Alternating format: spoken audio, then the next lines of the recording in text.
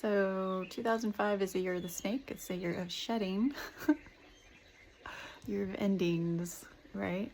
And then 2026 is the year of the horse. There's supposed to be a lot of acceleration. So had some weird stuff happen lately. I was an acquaintance with a new ENTP man, and then I guess the last week or two we started talking like about astrology and such things, and I started thinking like, okay, maybe we could take my guards down, like he's someone like maybe I could trust and like be friends with, right? Like that's what I was feeling. And then he just like blocked me. And I'm like, whenever someone blocks you, that's like rejection. Rejection hurts. So it stung a bit. And I'm like, okay, well, what's this trying to show me? And then it's like, okay, well, yeah, I mean, this is really behavior of ENFPs, ENTPs, even some ESFJs. I mean, it's not new behavior, and that's not behavior of someone that belongs in my life. So it's better that it happens now.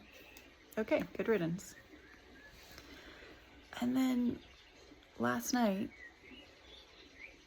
like at 6:20 or so, my twin flame reached out to me after 3 months ago where he said, there's no space for you in my life.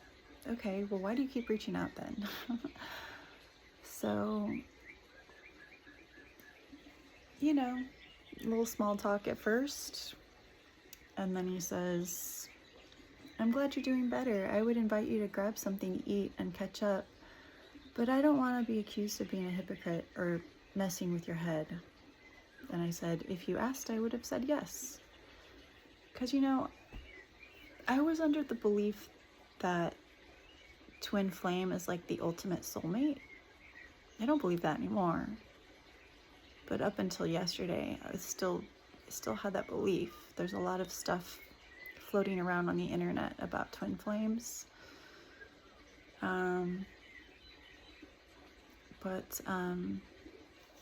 Anyway, so then he's like, well, how long does it take for you to get here? Which is like a 40-minute drive for me.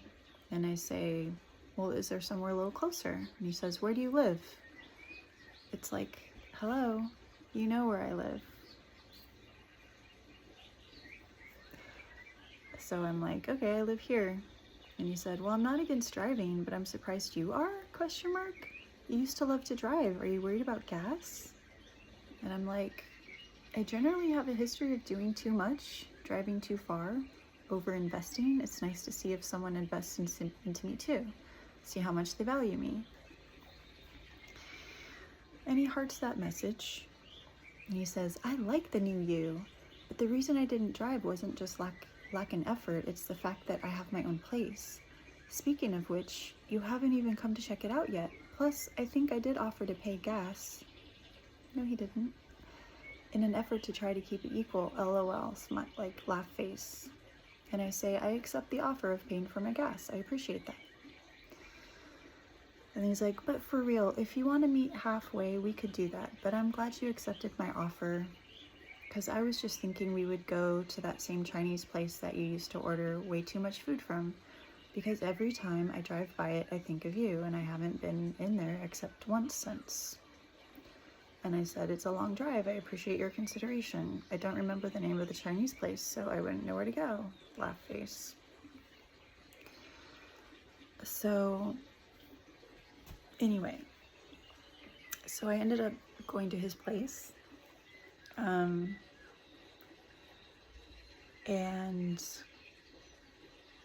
no intention at all of doing anything with him at all.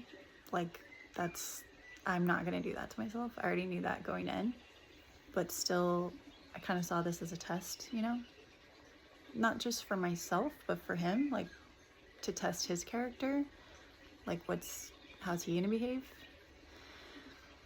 And so, we ate, and then he turns on the TV, and it's God, it doesn't take long for him to make a move. And he does it in like a very disrespectful way. And like the whole time I was really tuning into myself. Like on the drive there, I was like, okay, it's okay. Trust your intuition. You got this. Like, you got this. You're going to be fine. Trust your intuition. I said, okay, yeah, I trust myself. So I was really just tuning into how I feel. Like I was really just evaluating everything the whole time. Like just, this is what he's saying. This is what he's doing. This is how I feel about it. It was just like a really big test for me. And so eventually I'm like, I can't have sex with you, right? Like, and over the course of the time I was there, I explained why, 555 on the timer. I mean, first of all, like, I've worked really hard on myself, and there's no way I'm going to, like, throw that away for this. Are you kidding me? I said, I deserve better. I deserve better than this. Like, and then so after he, I don't know, felt rejected, because I used the language of, and I tried not to sound accusatory, but it was like, okay, I feel like you're trying to take advantage of me. So he did respond a lot healthier than he has in the past. So I can see that he has had growth. But then he was like, well, you're attacking my character, and I have a good character, and this and this and this. And he said, because he had also said after he tried to have sex with me that he's moving 5 hours away in 3 months. So that's another thing, like, okay, that's something you should tell me before you try to have sex with me, not after. Then he's like, well, I've told you this millions of times before, and blah, blah, blah, blah, blah. I'm like, okay, well, that is true, because a year ago you did mention that you plan to move here and live there and travel and go between these 3 places and come to San Diego and stuff. So, okay, you are correct there, yeah. But also, like, he's so scattered. He, like, changes. I swear he's moved a zillion times since I've known him the last 3+ years. Anyway, so, he tries again, and I'm not budging. I'm just like, no, man, of course, like, I want you, but, like, no, not like this. No way, fuck. And I tell him, like, no, I feel very emotionally detached from you right now. Like, I've worked really hard for this, and having sex with you would ruin that. Like, it would make me feel attached, and I'm not gonna do that to myself. So anyway,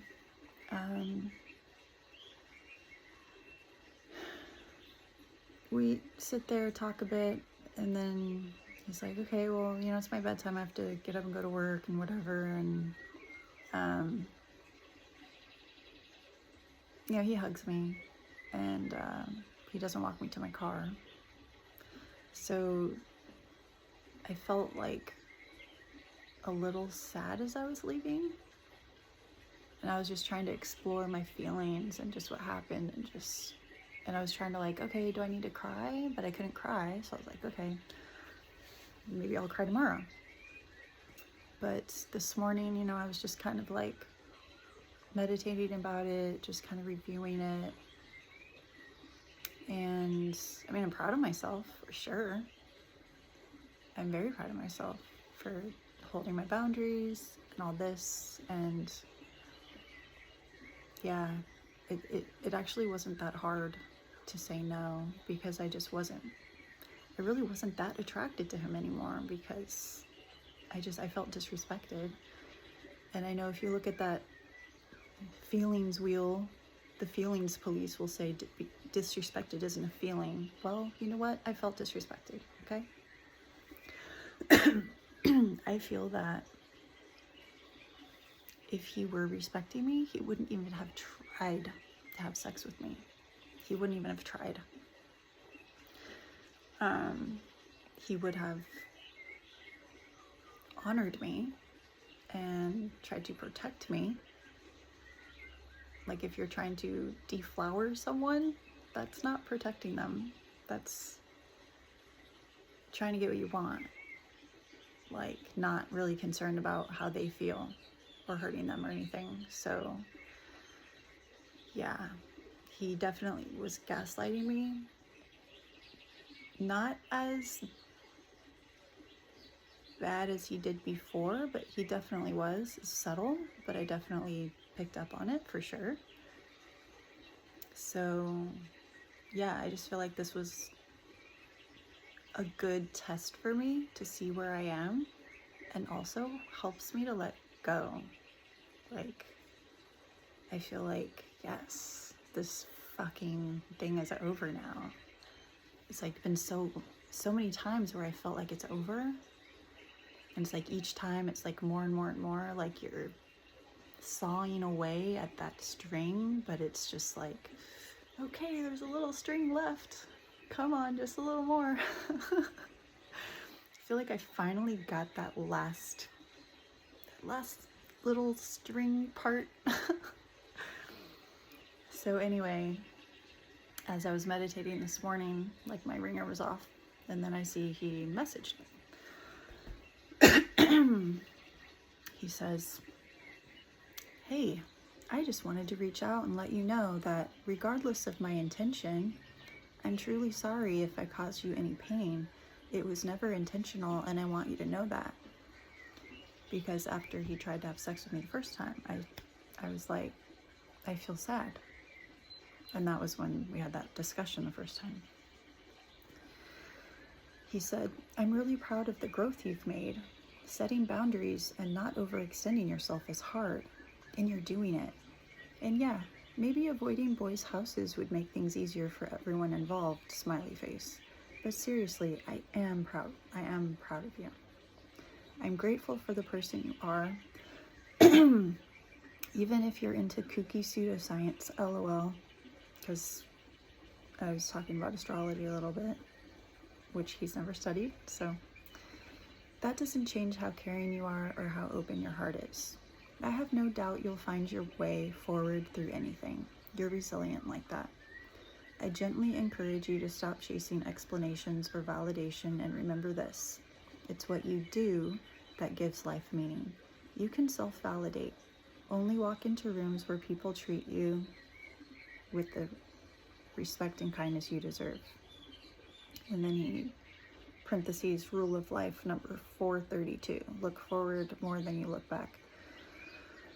He goes on, "There's no real manual for life, but there is the joy of learning how to love yourself, which is actually kind of fun. I know you're looking for a job, and that will come easily for you. Any elderly person would be lucky to have you caring for them. Keep taking care of yourself, and it's really great to see you." And then he signs his name.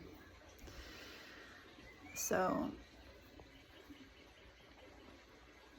after reading that, I didn't really know how to respond, if I wanted to respond. Like, I almost didn't respond. I was like, should I just like it? But then I was like, I ended up responding. I said, "Hey, thanks for the thoughtful message and encouragement. The sadness was because, from my perspective, it appeared at the time that self-gratification was more important than protecting and respecting me. However, I also understand that all of this had to happen. I believe we were destined to meet, to serve as catalysts for each other to grow, and it's nice to see that we both have. I saw last night as a test. You got to see what you could get away with and test my boundaries. As a man and as a woman, I got to observe how I am treated, reflect on how I feel about it all, validate my own worth, and confirm what I am looking for and what I'm not. So it was a good use of time. Brave to call something you've never studied in depth pseudoscience, smiley face. Please be careful having smoke around your daughter. Her lungs are still growing, and even the particles in the air can cause a lot of damage. She looks adorable, by the way, because I saw her picture. She and your son are lucky to have you as a dad. If I ever see you again, I will collect that gas money, smiley face. And then I signed my name, just like he signed his name. Yeah, I did notice that he didn't give me gas money. That's another thing. It's like, I feel that that should be something he does immediately. Like, hey, thanks for driving up here. Like, here's some gas money. And then, you know, didn't walk me to my car. Tried to have sex with me a few times. And knowing full well, I'm not looking for a one-night stand. I'm not looking for that bullshit.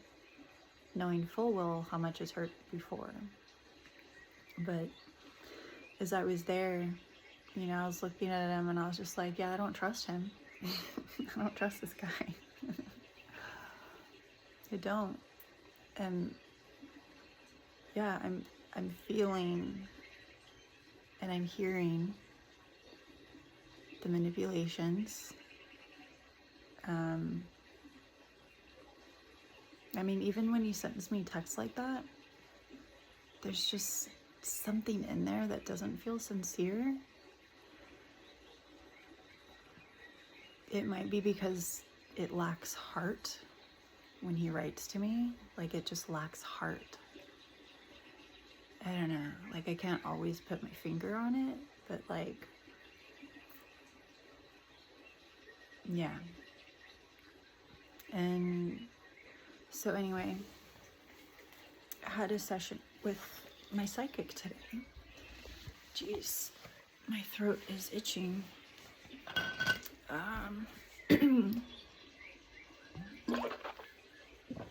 So I thought I was recording it, but apparently I wasn't. Darn it. But I did take notes. She did channel my guides, but I wasn't writing stuff at that time. I was just feeling it because it was like a healing.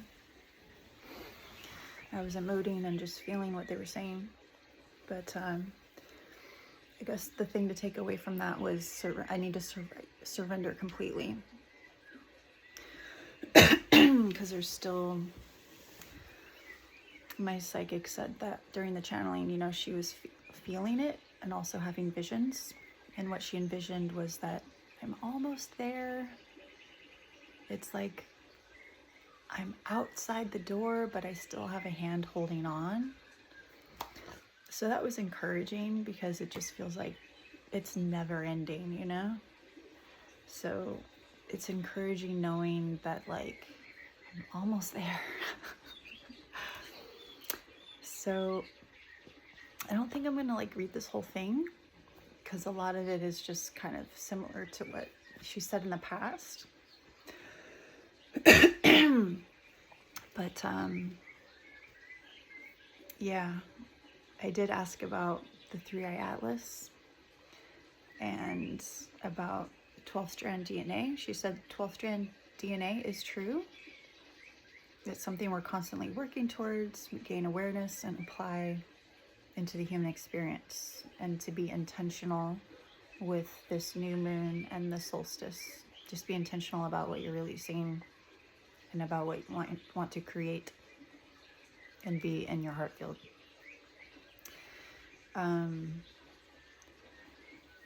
She said it will amplify, like the heart chakra, whatever's in the heart chakra will amplify around the new moon and the solstice, which is this weekend.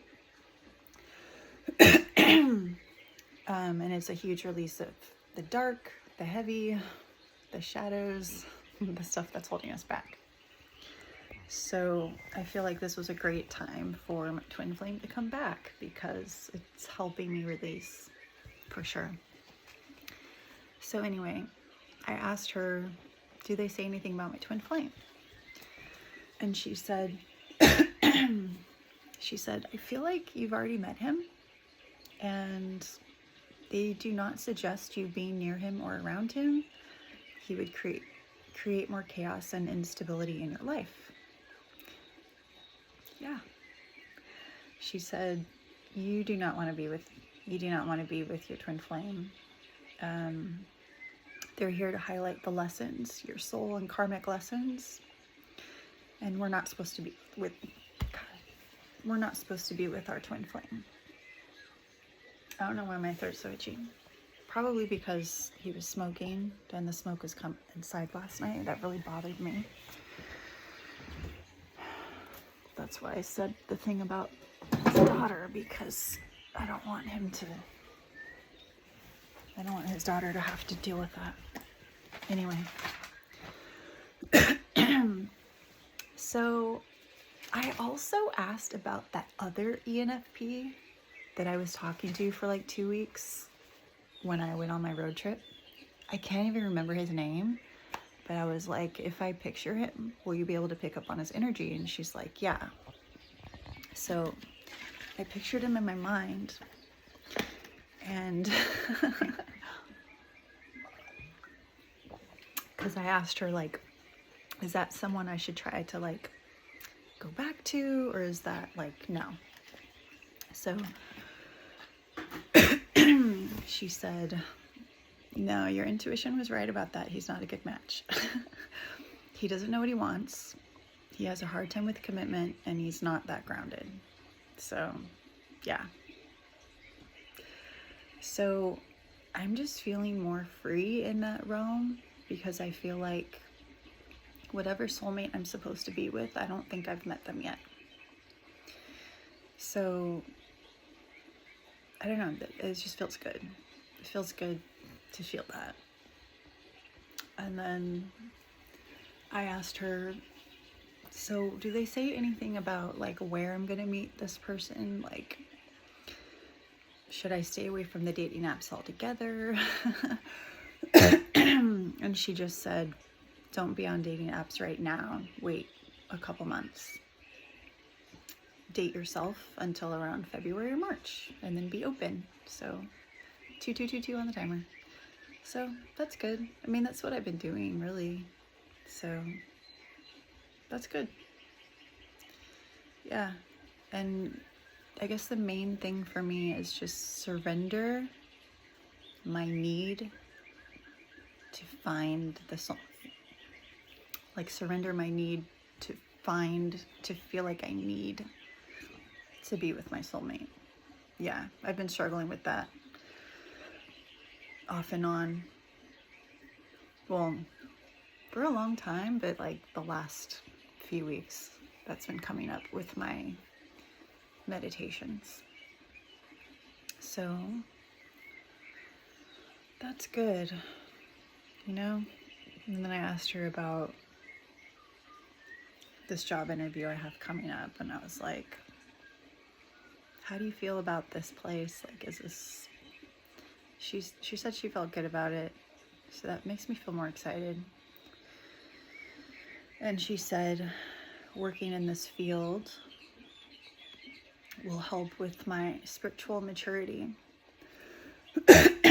So she said there might be someone that I meet, either like a patient or coworker, or just someone that I meet on that path that I'm supposed to meet. So, which is interesting, because I was thinking this like a few days ago. Sometimes I wonder if she just is picking up on my thoughts. She may very well be, but anyway, take the leap of faith. Yeah, take a leap of faith. She said, even if it feels uncomfortable, like, you know, just do it. So, yeah, this year's almost over. She did tell me that there's nothing starting for me this year. That's going to be next year. So, I guess I can relax with that. And she said there's not going to be any big dramatic, like, overnight change with anything. As far as, I don't know, I guess I thought, pardon me, with like the talk of like the 3i Atlas, and then like activations and stuff, but I guess it happens over time. And then it's something that you need to like be aware of, acknowledge it, and like build skill around it, or whatever. Like you have your natural ability, like we already have it. It's just a matter of like mastering it. So, I mean, that's already what I've been doing. Kind of felt a little disappointed with that because I guess, I don't know, it made me feel more excited thinking that like, I don't know, thinking a little more fantastical. But I mean, we live on Earth, right? So we have to be realistic. Learn to love the realisticness of Earth. And at least, I don't know, I feel like I have enough, way more than enough confirmation now about the twin flame. I mean, it's obvious he doesn't care about me. If he really did, he would have respected me a lot more. Yeah. But I got to see my own growth, and I'm really happy about that. And I'm free now to find the person I'm actually meant to be with. So that's wonderful. Very wonderful. 2026, the year of the horse, should be way better than 2025. 2025. Oh man, that was some brutal times, I think, for a lot of people. But it's part of an evolution. And yeah. And my recording of that session, I don't know, it didn't record for a reason. Maybe I'm not supposed to like really dwell on it or anything. That's okay. Yeah, that's okay. She said, I'm not in a pause. Everything is alignment taking place. This is the process. Certain things need to alchemize. So it's like, you know, it's already in the process. It just feels like it's at a pause because like, it feels like nothing's happening, but it is happening. It's like putting a pizza in the oven. It takes time to cook. So, yeah. I'm looking forward to meeting the soulmate that I'm going to be with next. That feels exciting. But I'm going to keep enjoying myself and enjoy feeling this freedom feeling from the past. Yay. So that's good to know. It's good to know. Yeah, there's a lot of information out there, and you know, some of it sounds so real, and then when I tune into myself, I'm like, okay, let's feel this. Like, do I feel like I'm meant to be with my twin flame? I don't know. It's confusing, I guess. Confusing, but I know for damn sure I deserve respect, and I'm worthy of commitment and devotion and all the things. So yeah, and honesty, transparency, all the things. So yeah, here is to finishing off this year of the snake, all this shedding. Gonna try and do more crying when it comes up, release all that shit. In 2006, here we come.